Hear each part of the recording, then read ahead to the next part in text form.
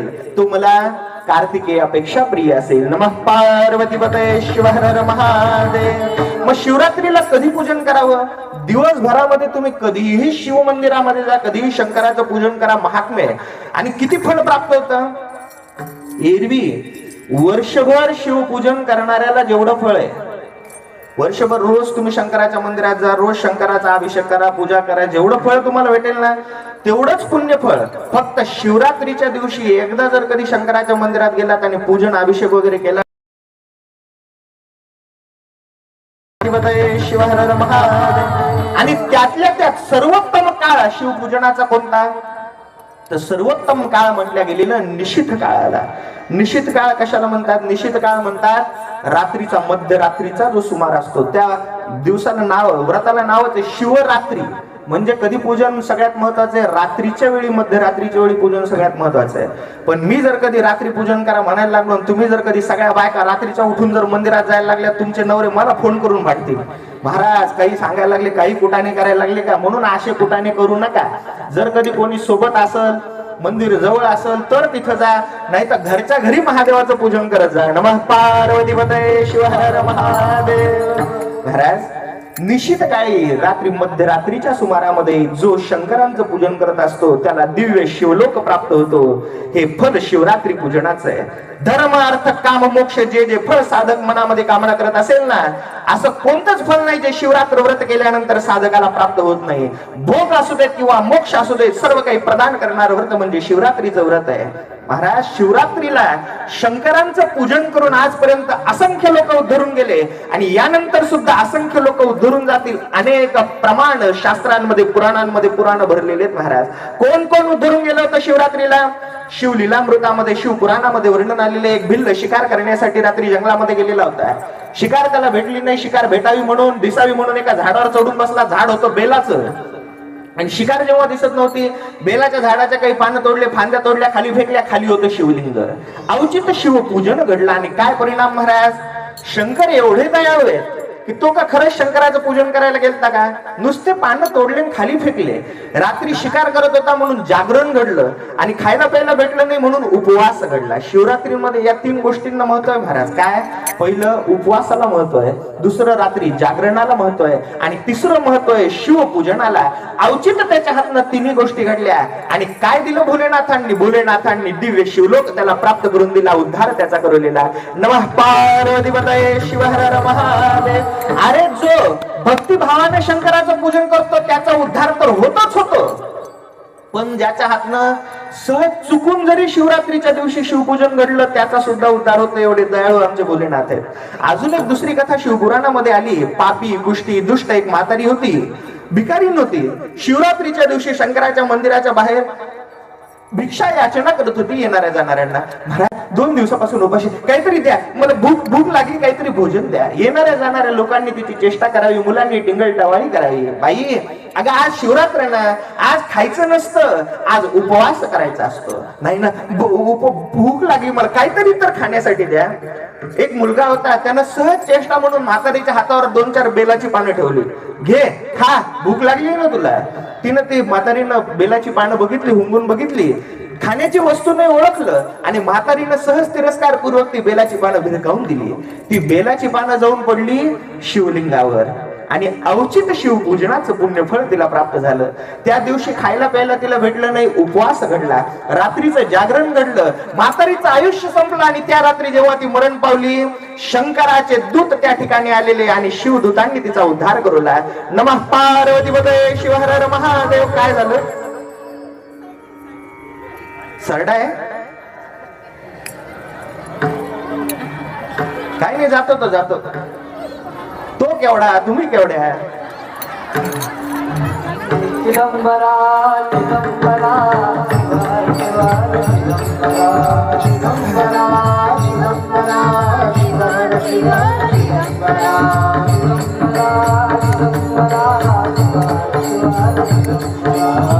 चिदंबरा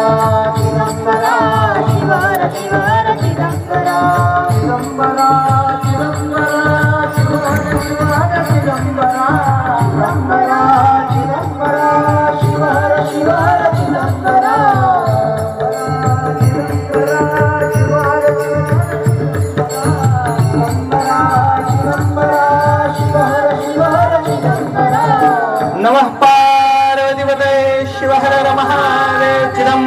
स्वामी भगवान की जय. आणि त्या वृद्ध म्हातारीचा जेव्हा अंतकाळ झाला तेव्हा तिला नेण्यासाठी सुद्धा शिवदूत त्या ठिकाणी आले. दिव्य शिवलोक तिला प्राप्त झाला. कारण शिवरात्रीच्या दिवशी शिवपूजन घडलं होतं. अहो, एक नव्हे दोन नव्हे अनेक असे प्रमाण देता येतील. शिवपुराणामध्ये तिसरी कथा शिवरात्रीच्या महात्म्याचे वर्णन करण्यात आली. कांचीपुरी राजा नामे सोमदत्त, त्याची तयाची संपत्ती पार नाही. कांचीपुरीमध्ये एक राजा होता. राजाचं नाव होतं सोमदत्त. राजा एवढा श्रीमंत होता, एवढा विद्वान होता, ज्ञानी होता आणि एवढा शिवभक्त. जोपर्यंत रोज शिवांचं पूजन करत नसे तोपर्यंत अन्न पाण्याला स्पर्श करत नसे राजा. शिवरात्रीच्या दिवशीचा उत्सव तर विचारूच नका, प्रदोषाच्या दिवशीची पूजा तर विचारूच नका महाराज. दिवसामागून दिवस, वर्षामागून वर्ष गेले, पण सगळं जरी चांगलं होतं तरी राजामध्ये एक वाईट दुर्गुण होता. आणि तो दुर्गुण म्हणजे राजानं आगम्यागमन करावं, परस्त्रीशी संग करावा, दासींशी वेश्यांशी संग करावा. राजाची पत्नी सुद्धा मोठी भाविक होती. एक दिवस राजपत्नी राजाच्या जवळ आली एकांतामध्ये. त्याला विचारती झाली, महाराज तुम्ही तर एवढे ज्ञानी आहात, विद्वान आहात, शिवभक्त शिवपूजक आहात, सगळं काही तुम्हाला कळतं, मग तुम्हाला हे कळत नाही का की हे पाप आपल्या हाताने होतंय? तरी सुद्धा ही पापवृत्ती का सोडत नाहात महाराज आपण? राजाला स्मित हास्य करवलं. राजा म्हणतो, राणी अगं काही काही खोडी माणसाच्या अशा असतात, म्हणतात ना जित्याची खोड मेल्याशिवाय जात नाही. काही काही खोडी अशा असतात की मेल्यानंतर सुद्धा त्या खोडी जात नसतात. पंढरीनाथ भगवान की माझ्या हातनं जे हे पातक घडत आहे, हा स्वभाव माझा निर्माण झाला कशामुळे सांगू? कारण याला माझा मागचा जन्म. राजा एवढा ज्ञानी होता की पूर्वजन्मीचं सुद्धा स्मरण राजाला होतं. राजानं आपल्या पूर्वजन्मीचा वृत्तांत राणीला सांगितला. पूर्वजन्मी मी कोण होतो तुला सांगू? पूर्वजन्मी श्वानाचा जन्म मला प्राप्त. कुत्रा होतो गावातला. आणि कुत्र्याचा स्वभाव कसा असतो? कुत्र्याचा स्वभाव असतो असा आगम्यागमन करून याचा. एक दिवस प्रसंग असा घडला, त्यावेळी होती शिवरात्र. भुकेला होतो आणि श्वान म्हणून मी गावामधून जेव्हा फिरत होतो तेव्हा मी बघितलं की गावातल्या शिव मंदिरामध्ये अनेक भाविक भक्त शिवांचं पूजन करण्यासाठी जात होते. माझ्या मनामध्ये इच्छा निर्माण झाली की या मंदिरामध्ये निश्चितच मला खाण्यासाठी काहीतरी भेटेल. म्हणून शंकराच्या मंदिरामध्ये श्वान रूपामध्ये मी जेव्हा प्रवेश केला, शिवांच्या शिवलिंगाच्या जवळ काही खाण्याच्या वस्तू ठेवलेल्या होत्या. त्या ठिकाणी जाऊन वस्तू खाणार तेवढ्यात गावातले लोक धावत आले. अरे धरायला, मारायला, शंकराच्या मंदिरामध्ये श्वानानं प्रवेश केलेला. लोकांना काठ्या लाठ्या घेऊन येताना बघितलं मी, भयभीत झालो आणि शिव मंदिरामध्ये इतरत्र धावत सुटलेलो. पळत असताना शंकराच्या मंदिरामध्ये शंकराच्या प्रदक्षिणा करण्याचं सद्भाग्य मला प्राप्त झालं. शिव मंदिरामध्ये आलो होतो. शिवरात्रीच्या दिवशी लोकांनी केलेली शिवांची पूजा दर्शन करण्याचं पुण्य मला प्राप्त झालं. मात्र लोकांनी दार लावून घेतलं मंदिराचं. काठ्या लाठ्यांनी मला जेव्हा मारण्याला प्रारंभ केला, रक्तबंबाळ झालं. कुणीतरी चरणाला पायाला पकडलं, ओढत मंदिराच्या बाहेर आणलं आणि उकरड्यावर मला फेकून दिलेलं. ती संपूर्ण रात्र त्याच रक्तबंबाळ अवस्थेमध्ये दुःखात तडफडत तडफडत मी व्यतीत करवली. खाण्याला आणण्याचा कण देखील प्राप्त झालेला नव्हता. रात्रभर तळमळत होतो म्हणून जागरण सुद्धा मला घडलं. आणि शिवरात्रीच्या दिवशी मंदिरात गेलो होतो. शिव प्रदक्षिणा मला घडल्या, तेवढं पुण्य राणी माझ्या हातनं घडलं होतं. आणि त्याचं फळ मला भोलेनाथांनी काय प्रदान केलं? अगं आज हा जो सोमदत्त नावाचा राजा तुला दिसतोय ना, तेवढं पुण्य मला मागच्या जन्मात घडलं होतं. त्याचं फळ म्हणून या जन्मात मी राजा झालेलो आहे. नमः पार्वतीपतये शिव हर हर महादेव. आणि राणी मी विचार करतो, मागच्या वेळी फक्त एकदा महादेवांची नुसती पूजा बघितली आणि मंदिरात प्रदक्षिणा केली, त्यानं जर कधी मी राजा झालो असेल तर जन्मभर जर कधी शंकराचं पूजन केलं तर काय फळ मला प्राप्त होईल? नमः पार्वतीपतये शिव हर हर महादेव. म्हणून शंकराचं पूजन या जन्मामध्ये करत असतो राणी. पण मागचा स्वभाव होता ना माझा, श्वान योनी होती, तो दुर्गुण माझ्यामध्ये आलेला आहे. म्हणून हे पातक माझ्या हातानं घडत असतं. पण भोलेनाथ एवढे दयाळू कृपाळू आहे की भक्तांचे किती जरी पातक असतील तरी भक्तांचा उद्धार करतात ते भोलेनाथ आहेत महाराज. म्हणून माणसानं शिवरात्रीचं व्रत तर अवश्य केलं पाहिजे. काही काही व्रत असतात ना, एकदा जरी ते व्रत आपल्या हाताने घडले तरी सुद्धा उद्धार येतात. तद्वतच हे शिवरात्रीचं व्रत आहे.